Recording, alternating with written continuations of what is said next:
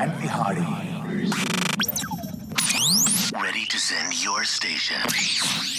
अस्सलाम वालेकुम ख़वातीनो हज़रात, मैं हूं आपकी होस्ट सारा परवेज़ और आज तालीम की बात सारा के साथ में हम डिस्कशन करने जा रहे हैं जनाब स्पोर्ट्स के बारे में और स्पोर्ट्स एजुकेशन पाकिस्तान में कैसे की जा रही है उसके बारे में। तो हमारे साथ इस वक्त स्टूडियो में मौजूद हैं फ़रा महविश।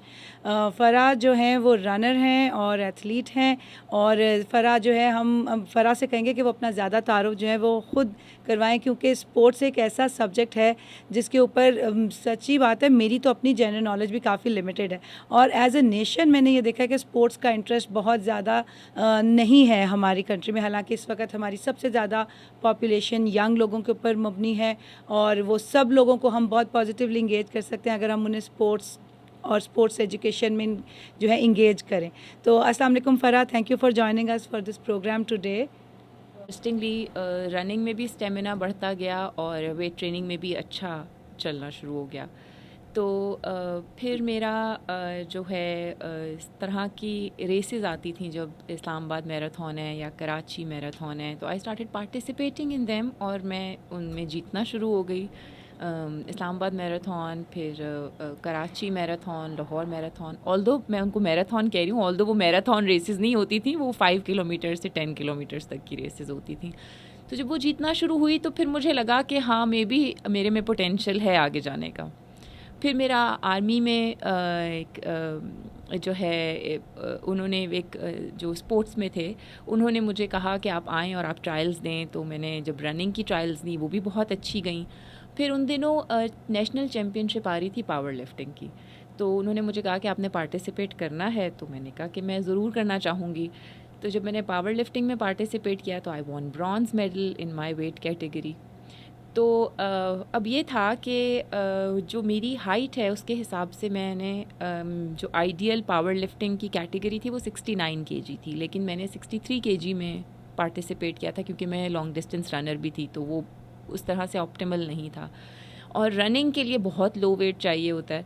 तो इन लोगों ने बड़ा सोचा, इन्होंने कहा कि आप रोइंग के लिए बेस्ट हैं, क्योंकि रोइंग के लिए आपको बहुत स्ट्रॉन्ग लंग्स भी चाहिए होते हैं और आपको जो है वो बहुत ज़्यादा मसल मास भी चाहिए होता है।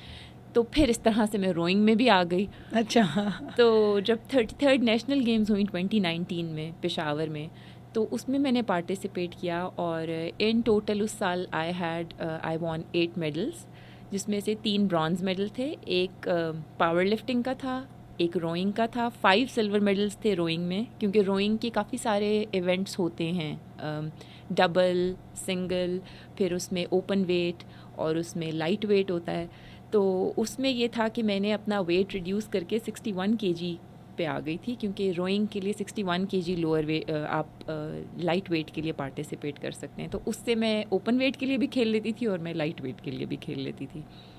तो रोइंग में बड़ा अच्छा एक्सपीरियंस रहा मेरा। फिर 10 किलोमीटर्स की रनिंग एथलेटिक्स की 10 किलोमीटर्स की रेस थी, उसमें आई वॉन ब्रॉन्ज़। तो इस तरह करके मेरे टोटल 8 मेडल्स बने थे उन नेशनल गेम्स में। तो शुक्र है अल्लाह का कि आई मैनेज्ड इट।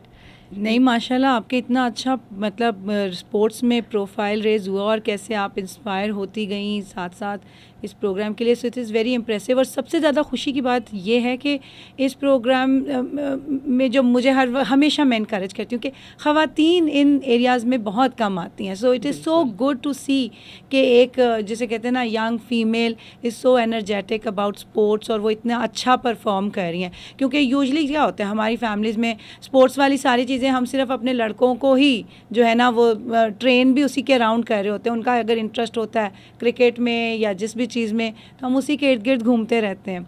तो बहुत अच्छा, बहुत इंटरेस्टिंग काम। तो अदरवाइज़ आपका day job, I mean you know other than playing for army, और क्या फिर आपकी डेली रूटीन कैसे होती है? डू यू प्रैक्टिस डेली या क्या होता है? वेल उसमें ये होता है कि basically I am also a house wife come athlete you can say, क्योंकि मेरी 2 बेटियां हैं और घर है, हस्बैंड हैं, तो फिर वो चीज़ें भी होती हैं। ऑफ कोर्स फिर जब हमारी चैम्पियनशिप्स आती हैं तो फिर हमारे कैंप्स लगते हैं 3 मंथ्स का या 4 मंथ्स का।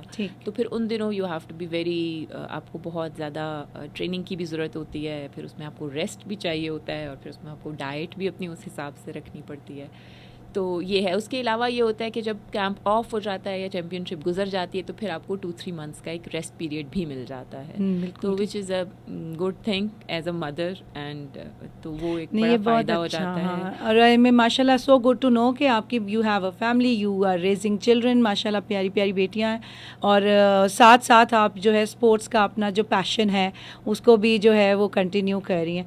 अच्छा ये बताएं फ़ारा, स्पोर्ट्स एजुकेशन या स्पोर्ट्स का कल्चर हमारे मुल्क में बहुत लिमिटेड है। गलियों में पहले कभी खेल लेते थे, स्कूल्स में हमारे बड़े बड़े ग्राउंड्स होते थे, लेकिन जब हम पढ़े थे इवन तब भी स्पोर्ट्स पीरियड फ्री पीरियड हो जाता होता था। तो थोड़ा सा स्पोर्ट्स एजुकेशन के बारे में बताएं कि कैसे ग्रो कर रही है, या कुछ बेहतरी आ रही है या नहीं आ रही। इट्स वेरी अनफॉर्चुनेट, क्योंकि अब देखा जाए तो एक तो प्राइवेट स्कूल्स बहुत ज़्यादा हैं और दूसरा हमारी आबादी भी जितनी ज़्यादा बढ़ती जा रही है तो जगह जगह पे स्कूल्स खुले हुए हैं जो कि छोटे छोटे घरों में खुले हुए हैं। तो अब उसमें आप जो है वो ये कह ही नहीं सकते कि वहाँ तो कोई ग्राउंड ही नहीं है। अगर आप ग्राउंड ही नहीं है तो फिर तो आप जिसे कहते हैं कि एथलेटिक्स का या किसी भी स्पोर्ट्स का कोई भी वो जिसे कहते हैं वो स्पोर्ट्स नहीं ग्रो कर सकती, क्योंकि बच्चों को अपॉर्चुनिटी ही नहीं मिल रही कि वो खेल सकें और वो भाग दौड़ सकें और अपनी एक फ़िज़िकल एक्टिविटी मेंटेन कर सकें। जबकि एजुकेशन में ही स्कूल्स में भी आपकी फ़िज़िकल एक्टिविटी ना सिर्फ आपकी फिटनेस के लिए या फ़िज़िकल वेलबींग के लिए ज़रूरी है, आपकी मेंटल हेल्थ के लिए बहुत इम्पॉर्टेंट है कि आप फ़िज़िकली एक्टिव हों। नहीं, आई थिंक बिल्कुल सही कह रही हैं। और ये जो छोटे घरों में वाले स्कूल हैं, हमारे अपने बच्चे भी उसी किस्म के स्कूलों में, स्पेशली प्राइमरी तो वहीं गुजर जाती है। बिल्कुल। और अब उसके बाद कोविड में ये हुआ कि जो पहले थोड़ा बहुत टाइम बाहर निकलने का वो था, वो भी अब स्क्रीन्स और डिजिटल चीज़ों के तक महदूद रहेगी। इवन क्लासेस में अब तो जो चल के क्लास में जाने वाली एक एक्सरसाइज थी वो भी ख़त्म हो गई है। तो या इट इज़ अनफॉर्चुनेट कि ये चीज़ें, स्पोर्ट्स का एक कल्चर जो है वो कम से कम होता जा रहा है। अच्छा ये हमारे पास कोई इतने ट्रेनर्स हैं जो थोड़ी फैसिलिटेट कर सकें, थोड़ा उसको जो है वो बीच में आ सकें। यूनिवर्सिटीज़ और स्कूल्स में इट्स वेरी अनफॉर्चुनेट कि ट्रेनर्स उस तरह से नहीं हैं। उसकी एक बड़ी वजह ये भी है कि of course as a career लोग इसको परस्यू नहीं करते, क्योंकि उसमें फिर सैलरीज़ इतनी अट्रैक्टिव नहीं हैं और अपॉर्चुनिटीज़ नहीं हैं।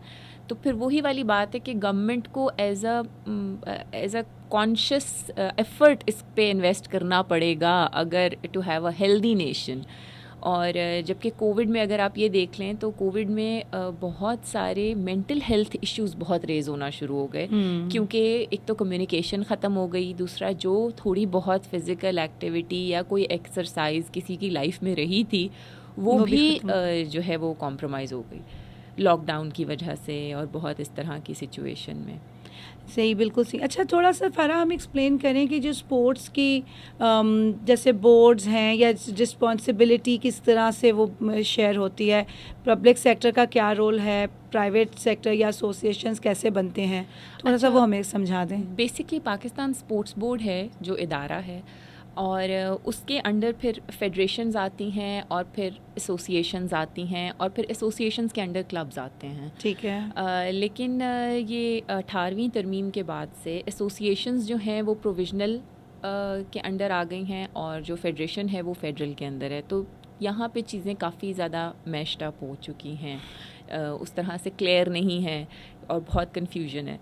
लेकिन उस चीज़ का हल हम टेक्नोलॉजी से बहुत अच्छा निकाल सकते हैं कि एक बड़ी इंटरेस्टिंग ऐप है कॉल्ड स्ट्रावा, और आप इसको कह लें कि ये रनर्स का इंस्टाग्राम है। और इसमें आपकी प्रोफाइल होती है और आप अपना रन करते हैं और आप अपना रन अपने फ़ोन पे, जो कि जैसे आपकी जीपीएस से लोकेशन से वो ट्रैक करता है और वो रिकॉर्ड होता है और उसमें आपने कितने किलोमीटर रन किया ये भी रिकॉर्ड होता है और जो आपकी पेस थी वो भी रिकॉर्ड होती है। तो उसका फ़ायदा ये हो जाता है कि आप उस तरह से अपनी रन्स का रिकॉर्ड भी रख सकते हैं। फिर वो ऐप इतनी इंटरेस्टिंग है, वो आपको गाइड भी कर सकती है। आप उसमें से जिसे कहते हैं, आपको इंटरनेट पे बहुत सारे प्लान्स मिल जाते हैं।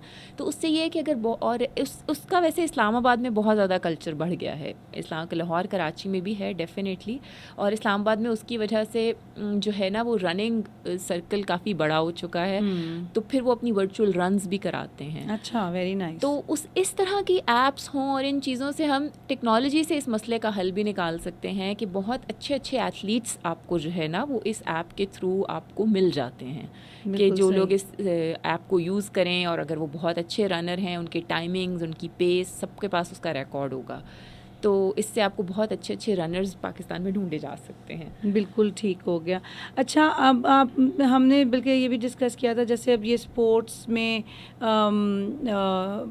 गेम्स वगैरह ऑर्गेनाइज होती हैं, नेशनल गेम्स ऑर्गेनाइज होती हैं, फिर उसमें पार्टिसिपेशन होती है, तो कैसे पार्टिसिपेशन में हमारे यंग बच्चे जो इनकरेज्ड हैं, फिर वो किस तरह से वो देखें या कहाँ पर इंफॉर्मेशन ढूंढें? अच्छा, ये एक बहुत बड़ा मसला है जी, बिकॉज़ नेशनल गेम्स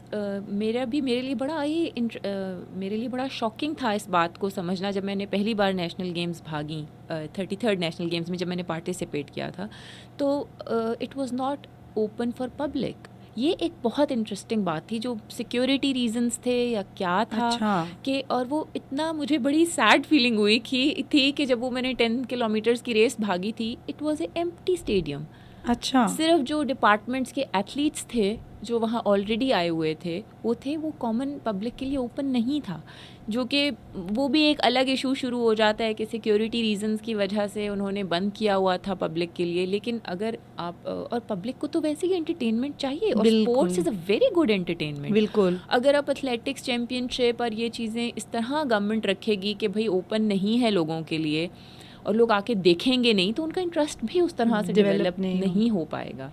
क्योंकि टीवी पे देखने की और बात होती है, लाइव देखने की और बात होती है। और वो जो एक कल्चर है, पीपल नीड एक्टिविटी, कहीं बाहर। अब हमारे पास एक्टिविटी कुछ नहीं है सिवाय डाइन आउट करने के। हम तो इस्लामाबाद में तो फिर शायद पहाड़ियाँ हैं, बाकी शहरों में तो वो भी नहीं है। यहाँ तो फिर ट्रेल्स हैं, बंदा ट्रेल्स पे चला जाता है। जी बिल्कुल, लेकिन बाकी बिल्कुल सही। अच्छा, ये बताएं, देखिए पाकिस्तान में बहुत ज़्यादा फोकस क्रिकेट के ऊपर ही है। मतलब हमने जब से आंख खोली है क्रिकेट के बारे में, अपने घर वालों को भी सुपर, जैसे कहते हैं ना, इमोशनल होते हुए देखा है। मैं खुद भी बचपन में किसी एक स्टेज तक बहुत ज़्यादा थी, जब तक हमारी क्रिकेट में परफॉर्मेंस, हमारी क्रिकेट टीम की अच्छी नहीं रही।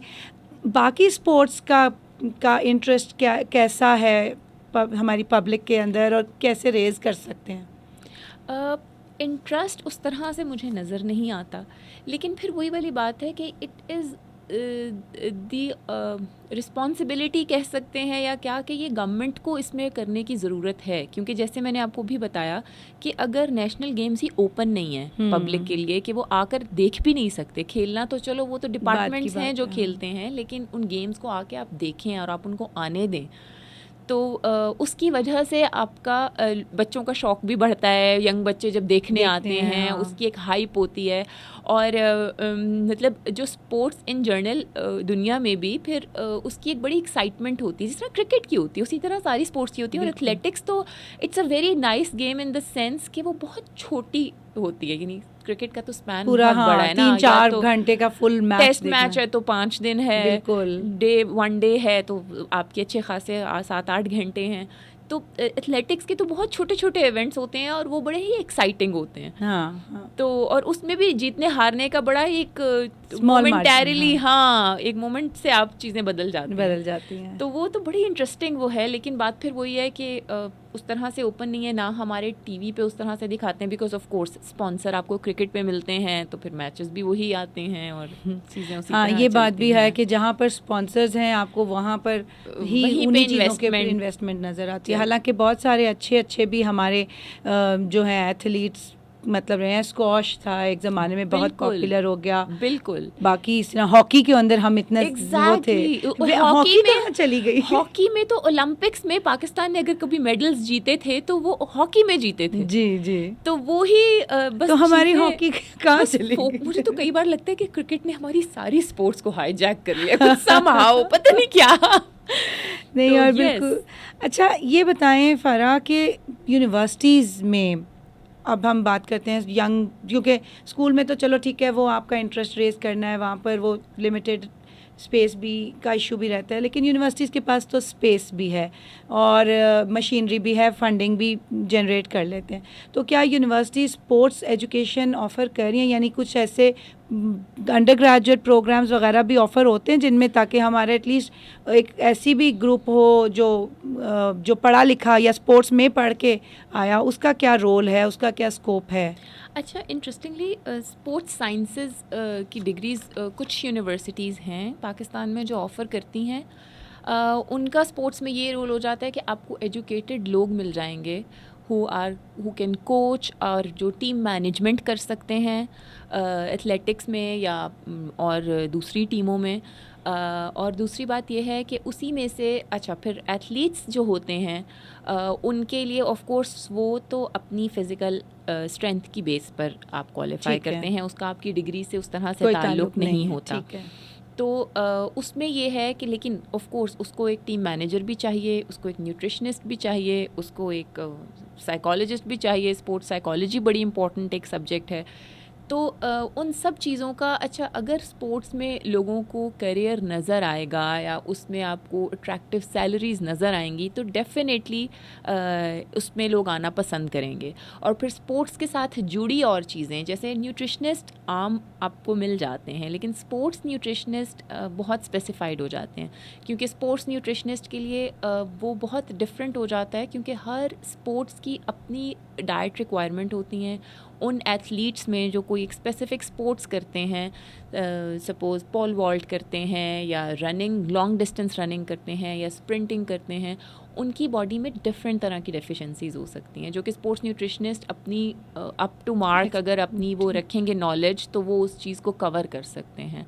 और अगर उन सब चीज़ों के लिए हमारे पास जिसे कहते हैं ना ऑर्गेनाइज्ड इंफ्रास्ट्रक्चर हो तो हमारे एथलीट्स बहुत आगे जा सकते हैं। बिल्कुल अच्छी बात है। और यूनिवर्सिटी सो बेसिकली अपनी ऑडियंस को एक्सप्लेन करने के लिए कि यूनिवर्सिटी में अगर आपने कोई डिग्री ली तो वो उसमें आपको फिर कुछ करियर चॉइसेस भी आगे मिल सकती हैं। जिस तरह आपने जिक्र किया, कोच है, मैनेजर है, कोई टीम बिल्ड करना, फिर इस तरह मार्केटिंग साइकोलॉजी भी है, फिर आपके पास न्यूट्रिशनिस्ट है, स्पोर्ट्स न्यूट्रिशनिस्ट, तो वो ये सारी चीज़ें जो है पढ़ सकते हैं। और उसके बाद आपके साथ ये अलाइड जिसे कहते हैं करियर्स इसमें आपके पास आ सकते हैं, other than being a sports sports person yourself, और प्ले करना या उसके अंदर खेलना।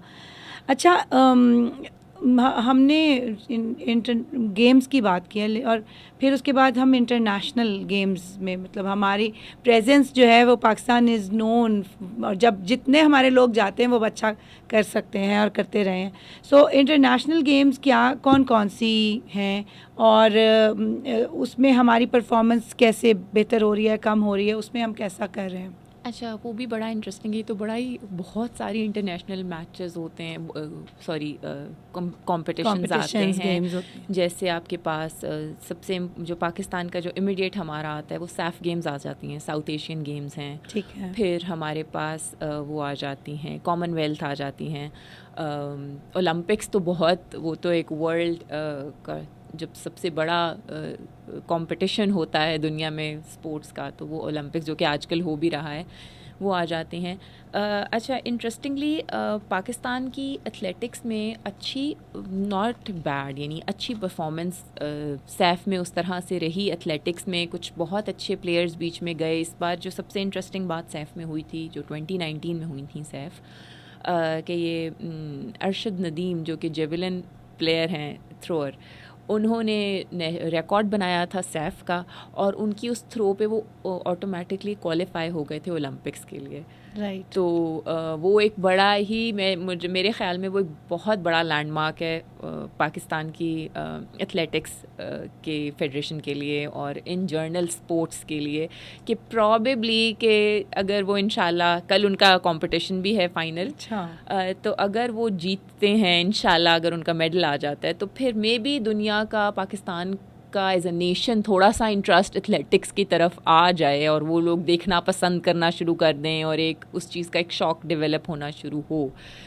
तो इस तरह खैर इंटरनेशनल इस तरह की आपकी आती रहती हैं कॉम्पिटिशन्स ऑफ कोर्स, और उसके लिए क्राइटेरिया वही होता है कि जब आप नेशनल गेम्स में जो नेशनल चैम्पियन होते हैं वो ऑटोमेटिकली आपके इंटरनेशनली क्वालिफाई करते हैं।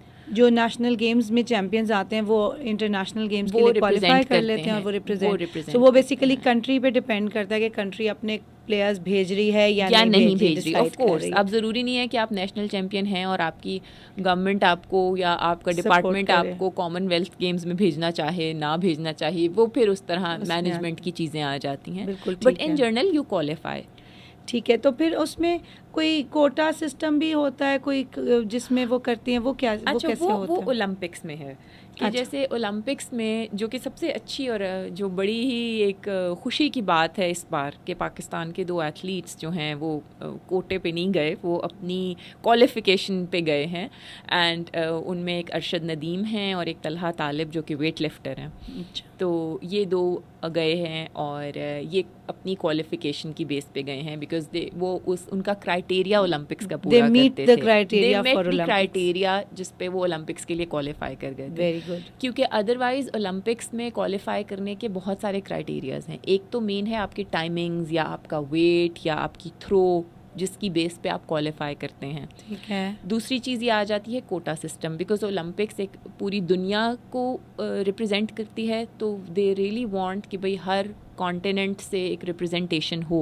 तो वो आपको साउथ एशिया की कुछ सीट्स होंगी, कुछ सीट्स आपको यूरोप की वो बाय डिफ़ॉल्ट होंगी, ठीक यानी है। उसके लिए क्वालिफाई वो कंट्रीज़ के, तो वो उस तरह के कंट्रीज़ को एक रिप्रेजेंटेशन मिल जाती है। फिर उसके बाद एक जो सबसे लोएस्ट क्राइटेरिया होता है to qualify in Olympics, that's called wild card entry.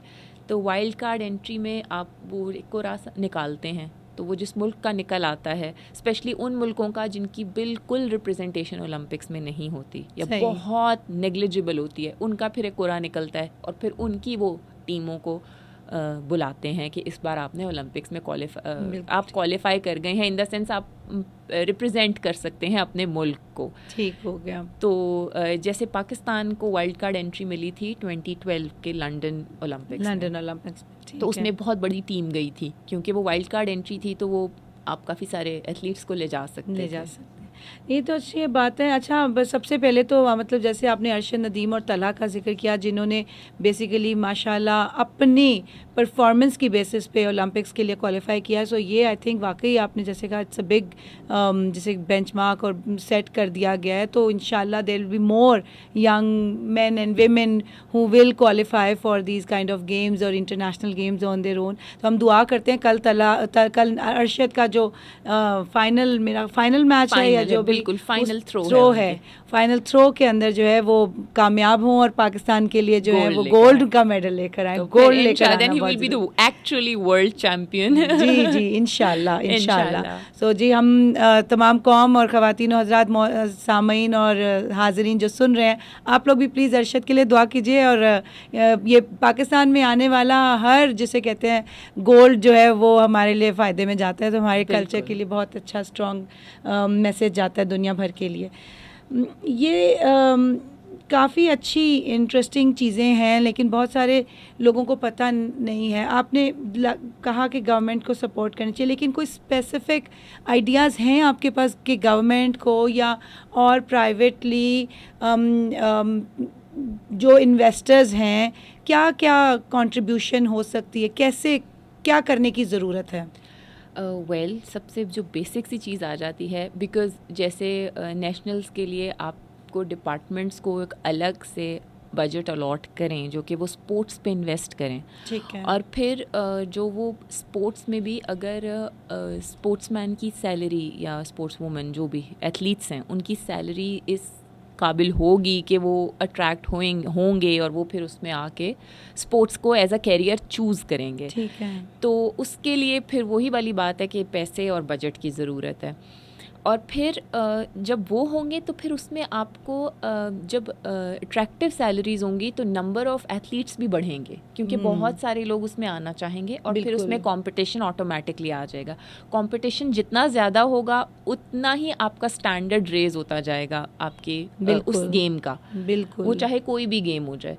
तो उसका स्टैंडर्ड रेज होगा, और जब उसका स्टैंडर्ड रेज होगा तो ऑटोमेटिकली आपकी इंटरनेशनली उसमें पार्टिसिपेशन बढ़ जाएगी, आपका इंटरनेशनली उसका स्टैंडर्ड बढ़ जाएगा।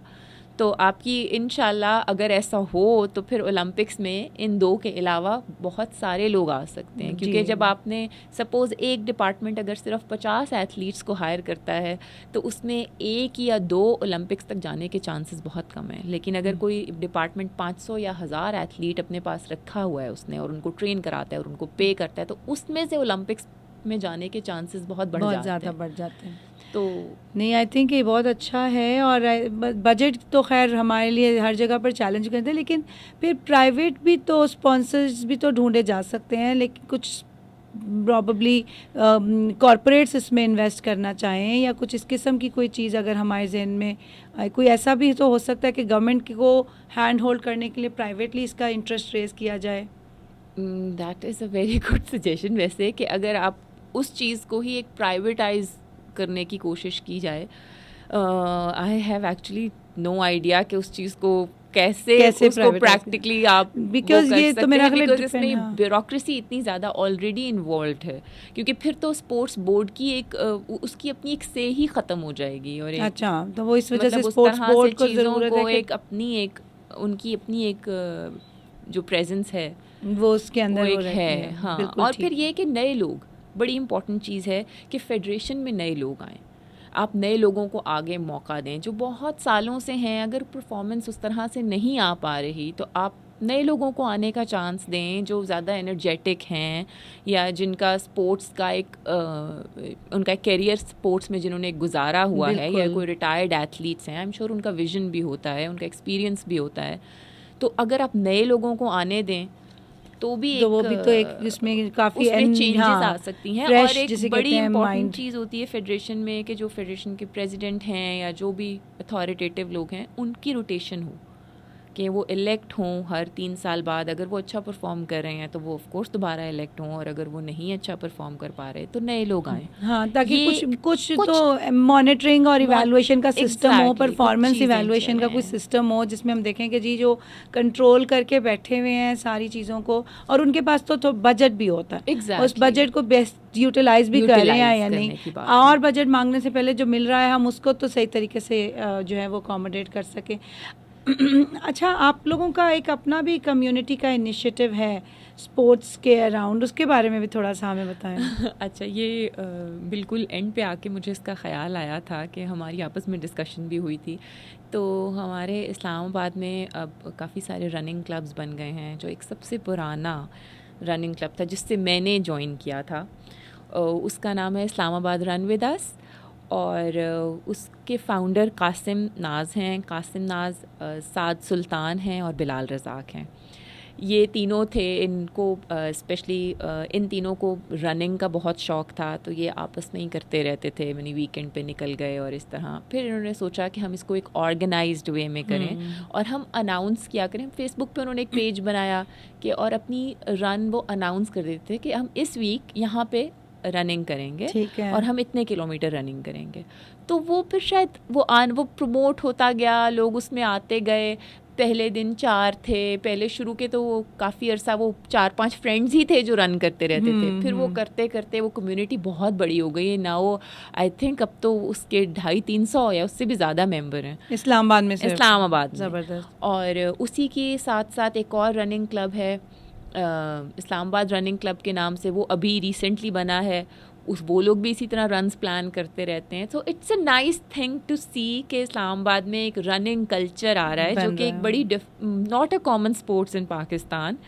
तो वो एक बड़ी नहीं, ये बहुत पॉजिटिव एनर्जी है, मतलब बल्कि अच्छी बात है कि हमारे यंगस्टर्स जो हैं वो इस तरफ आना चाहते हैं। और मैं मतलब फ़ीमेल पार्टिसिपेशन भी आपको उन रन्स में नज़र आती है या नहीं? आई मीन आपसे इंस्पायर बहुत सारी ख़वातीन होती होंगी। नहीं, ये बहुत इंटरेस्टिंग बात है कि इन क्लब्स की वजह से ख़वातीन का रुझान बहुत बढ़ा है रनिंग में। क्योंकि ये भी एक बड़ी इंटरेस्टिंग बात है कि पाकिस्तान में लॉन्ग डिस्टेंस रनिंग में ख़वातीन बहुत ना होने के बराबर हैं। उसकी एक बड़ी वजह ये है कि आप वो सिर्फ ट्रैक पे नहीं कर सकते। 400 मीटर के ट्रैक पे आप हाफ मैराथन या मैराथन नहीं भाग सकते। आप 20 किलोमीटर, 21 किलोमीटर, 30 किलोमीटर नहीं कर सकते। आपको सड़कों पे भागना पड़ता है। हाँ। और हमारी पब्लिक को उसके लिए नॉर्मलाइज कराना एक बहुत लंबा और बड़ा ही जिसे कहते हैं सब्र आजमा प्रोसीजर है, जो कि शायद कुछ सालों में चीज़ें हम अडॉप्ट कर सकें। लेकिन ऑफ कोर्स कि ख़वातीन को अपनी पब्लिक स्पेस को जिसे कहते हैं ना पोजेस करना जो है ना, वो उसकी कोशिश में लगे रहते हैं। तो मेरा लॉन्ग डिस्टेंस रनिंग में आने का एक सबसे बड़ी वजह ये भी थी, क्योंकि अल्लाह का बहुत शुक्र है कि मेरे हस्बैंड इतने सपोर्टिव हैं और उनको भी इस चीज़ का बहुत होता है कि आपने सड़क पे भागना है। People has to they have to normalize कि मतलब इट्स ऑल राइट कि भाई कोई खातून भागती जा रही हैं तो ये नॉर्मल है। तो वो he was always been very accommodating कि स्पेशली लॉन्ग डिस्टेंस में आप अकेले it's not very safe even बहुत सारी जगहों पे, ज़्यादातर जगहों पे इट्स नॉट सेफ। तो थोड़ा सा तो ये कि हमारे जो बाकी लोग हैं उनको भी थोड़ा कल्चरल जैसे कहते हैं ना वो मिलना चाहिए अपलिफ्ट के भाई इट्स फाइन, ख़वातीन भी भाग सकती हैं, गेम खेल सकती हैं, उनका भी हक है, उनका भी दिल करता है। सिर्फ ये तो नहीं कि ख़वातीन ने घर बैठ के सारे ड्रामे ही देखने हैं। सारे ड्रामे दिखा के हमें उन्होंने ना जिसे कहते हैं काउचेस का लिमिटेड करके रख दिया है। बड़ी इंटरेस्टिंग है और आप बहुत अच्छा काम कर रही हैं फ़रा, और मतलब बड़ी इंस्पिरेशन हुई है वाकई सुन के। मतलब मुझे लगता है कि हेल्थ पर्सपेक्टिव से सोशल कम्युनिटी कोहेजन के पर्सपेक्टिव से आप रन में जाते हैं, बहुत सारे लोगों से मिलते हैं, सोशलाइज करते हैं। स्पेशली ये जो क्लब्स आ गए हैं उसकी वजह से बहुत बड़ी कम्युनिटी होती है, तो आपके ग्रुप रन्स बड़े आसान हो जाते हैं। जो हमें बात करी थी कि अकेली लड़की भागती जा रही हो, वो समटाइम्स आपके लिए मुश्किल होता है, लेकिन when it's a group of people and you are running with them तो वो एक बड़ा एक्सेप्टेबिलिटी ज़रा ज़्यादा भी बढ़ जाती है और लोगों को आहिस्ता आहिस्ता आदत होना शुरू हो जाती है ख़वातीन को ग्रुप में इस तरह। वो तो जब हम बिल्कुल छोटे थे, हमें सड़कों पे गाड़ी चलाने वाली 1-2 ख़वातीन नज़र आती थी। फिर जब हमने ड्राइविंग करना शुरू की, फिर वो पीछे पीछे घर तक छोड़ने आने वाले बहुत सारे लोग होते थे। अब आहिस्ता आहिस्ता I am so happy to see कि वो कल्चर काफ़ी लिमिटेड हो गया, कम हो गया। अब एटलीस्ट पीछे जैसे कहते हैं ना गाड़ी चलाकर आपको घर तक छोड़ने के लिए कम लोग आते हैं अगर आप ड्राइव करें। तो इसी तरह इंशाल्लाह अब स्कूटी चलाती है, मैंने इतनी लड़कियाँ देखी हैं, so good to see that. अब भी रिसेंटली मोटरसाइकिल का कल्चर बहुत अच्छा ख़वातीन में आ गया, विच इज़ वेरी गुड। कि भाई मोटर बाइक हाँ उसके अपने सेफ्टी हैज़र्ड्स अपनी जगह, लेकिन उसमें ख़वातीन की प्रेजेंटेशन भी है और उसको पब्लिक स्पेस को कि भाई कि एक सड़क पे मर्द ही चला सकता है और ख़ातून चलाएंगी तो उसको साइडें मारेंगे या कुछ करेंगे, तो वो एक अच्छी बात है कि लोग नॉर्मलाइज हो रहे हैं इस चीज़ से कि भाई ख़वातीन स्कूटर या चला सकती बाइक भी चला बहुत सकती बल्कि अब इस्लामाबाद में मैंने बहुत जगहों पर स्कूटर चलाते हुए लड़कियों को देखा है और बड़ा अच्छा, और मेरा ख्याल है कि ज़्यादा सेफ स्कूटर चला रही होती है क्योंकि अदरवाइज जो स्कूटर चलाने वाले या मोटर बाइक पे आने वाले लोग होते हैं उनका कुछ नहीं समझ आता कि वो कभी लेफ़्ट से आएंगे कभी राइट से आएंगे, पता नहीं कभी मुझे लगता है आसमान से सामने आ जाएंगे सो टू स्केयर यू। लेकिन मैंने कभी किसी एक तो खैर कम देखे, लेकिन ख़वातीन आर ऑलवेज सेफ ड्राइवर्स गाड़ी के हिसाब से भाई बुरी गाड़ी चलाना या ठीक गाड़ी चलाने की बात नहीं, स्टैटिस्टिकली बिल्कुल ख़वातीन जो हैं वो बहुत सेफ ड्राइव करती हैं। अभी हम अगर देखें इंग्लैंड में, जर्मनी में, बहुत सारी यूनिवर्सिटीज़ में, कैम्ब्रिज में ख़ास तौर पे बहुत कॉमन है साइकिल पे यूनिवर्सिटी कैंपस जाना, और वाइस चांसलर साहब कैम्ब्रिज यूनिवर्सिटी के खुद साइकिल पर यूनिवर्सिटी जाते हैं। सो वो बीच में एक पीरियड भी आया था, मैंने देखा लंदन में भी ख़ास तौर पे साइकिलिंग ट्रैक्स भी बनाए गए ताकि जो है वो ट्रैफिक डिस्ट्रैक्ट वगैरह या उस किस्म की चीज़ें ना हो। तो आई थिंक कि इंशाल्लाह आहिस्ता आहिस्ता हमारे पास भी ऐसा कल्चर होगा कि हम स्पोर्ट्स और फिज़िकल जिसे कहते हैं एक्सरसाइजेस, फिज़िकल एजुकेशन के अराउंड और काम करना शुरू करेंगे। अच्छा, इस्लामाबाद में साइकिलिंग की भी बहुत ख़वातीन बहुत साइकिलिंग प्रमोट अभी रिसेंटली स्पेशली कोविड के बाद से तो काफ़ी एक रेज आया है जी, अच्छा। ख़वातीन का साइकिलिंग में आना, क्योंकि वो साइकिलिंग बिल्ड्स मोर स्ट्रेंथ, तो वो उसकी वजह से भी। And it's quicker than walking. Quicker than तो वॉकिंग, वो जो है ना कि जाना आना आपका डिस्टेंस कवर अच्छा हो कर जाता है और आपकी फिजिकल फिजिकल एक्टिविटी भी एक्टिविटी भी हो बहुत अच्छी जाती है। एक्सरसाइज है। देखिए वैसे भी टूरिज्म पॉइंट ऑफ व्यू से भी हमारे माउंटेन्स के ऊपर जाने के लिए बहुत सारे साइकिलिस्ट आते हैं बिल्कुल, एज बिल्कुल। टूरिस्ट। वो भी एक बहुत एलिमेंट है और अच्छा है कि अगर वो बाहर से लोग आके हमारे पहाड़ों पे साइकिल चला रहे हैं, हमारी अपने लोग भी अगर इनकरेज फील करें तो they can also work in that direction. बहुत मज़े की डिस्कशन हो रही है फ़रा, बड़ी इंस्पायरिंग है। मैं तो खुद बड़ी मोटिवेटेड हूँ। आपके जब भी प्लीज़ नेक्स्ट रन हो ज़रा मुझे भी एक व्हाट्सएप कर देना। और I also need to be physically fit. मेरा तो खुद बड़ा बुरा हाल है, तो मैं दूसरों को क्या जिसे कहते हैं वो कराएं, खुद भी we need to become more active. तो ये बड़ा अच्छा होगा। प्रोग्राम का भी टाइम ख़त्म होता जा रहा है। अब हम आपसे एक रिक्वेस्ट करेंगे कि आप क्या मैसेज देना चाहती हैं स्पोर्ट्स के पॉइंट ऑफ व्यू से, फिज़िकल एजुकेशन के पॉइंट ऑफ व्यू से हमारी ऑडियंस के लिए। बहुत शुक्रिया। जो मैसेज मैं देना चाहती हूँ उसमें एक बात यह है कि स्पोर्ट्स को हम वो अहमियत नहीं देते जितनी उसकी हमारी ज़िंदगी में अहमियत है। शायद सबको ये लग रहा है कि मैं खुद एथलीट हूँ या मैं स्पोर्ट्स वूमेन हूँ तो मैं कह रही हूँ, लेकिन स्पोर्ट्स की जो सबसे खूबसूरत बात यह है कि स्पोर्ट्स आपको हारना सिखाती है। और ज़िंदगी में बहुत बहुत ऐसे मुश्किल वक्त आते हैं जिसमें आपको हारना पड़ता है और उस हार को फेस करना पड़ता है। और स्पोर्ट्स एक ऐसी चीज़ है कि जिसमें आप हार भी जाते हैं तो आप कुछ भी लूज़ नहीं करते। You have nothing to lose और आपको दोबारा मौका मिल जाता है जीतने का और अपने आप को बेहतर करने का। तो क्योंकि जब आप एक बड़ी छोटी सी एग्ज़ाम्पल है कि आजकल टॉक शोज़ भी आप देख लें, हम एक बहस में एक दूसरे से नहीं हार सकते। हम वहाँ पे एक दूसरे को सर फाड़ने को और हाथापाई पे दुनिया उतर आती है। सही बात है, जस्ट बिल्कुल बिकॉज ऐसा ही है। उनमें इतनी सहार नहीं है कि वो हार सकें एक बहस को। तो स्पोर्ट्स तो बहुत इम्पॉर्टेंट है। स्पोर्ट्स तो इतनी खूबसूरत चीज़ आपको दुनिया में सिखा देती है, तो आप उसकी वजह से आप बड़ी सारी चीज़ों में कामयाब हो सकते हैं और आपको एक जिसे कहते हैं ना, आपकी मेंटल वेलबींग और आपकी फ़िज़िकल वेलबींग दोनों को बहुत फ़ायदा हासिल होता है। जो फेयर ऑफ फेलियर है ना, वो एक ऐसी चीज़ है जो कि फिर हमारे अंदर से कभी भी नहीं फेल हो गए तो क्या हुआ, दोबारा कर लेंगे, फिर दोबारा कर लेंगे, और अगर फिर भी हो गए तो फिर से कर लेंगे। हमें तो अल्लाह ताला ने एक ऐसी मतलब मखलूक, अशरफुल मखलूक़ात बनाया है, तो कभी हाथ जिसे कहते हैं रोकते तो नहीं है ना, आप कंटिन्यू कर सकते हैं। और फिर इंशाल्लाह एक दफ़ा दोबारा आपसे इस टॉपिक पर डिस्कस करेंगे। और बहुत अच्छा है, हम तो अब जो है स्पोर्ट्स फॉर स्पेशल पीपल, उसके अंदर इतनी मतलब एक हमारी तो स्पेशल टीम जो है क्रिकेट में बहुत अच्छी परफॉर्मेंस देकर आई हैं, तो वो तो एक इंस्पिरेशन है। अगर वो लोग इतनी अच्छी मेहनत से एक स्पोर्ट्स एक्टिविटी में पार्टिसिपेट कर सकते हैं, इंटरेस्ट लेते हैं, तो बाकी सारे लोगों को क्यों नहीं, जिनको अल्लाह ताला ने बिल्कुल फिजिकली फिट बनाया हुआ है। बिल्कुल ऐसा। तो थैंक यू सो मच फ़ारा, बहुत मज़ा आया। इसी के साथ इस प्रोग्राम को कंक्लूड करते हैं। आपके बहुत शुक्रिया। इंशाल्लाह हम आपको जो है वो बार बार बुलाते रहेंगे इंस्पायर करने के लिए।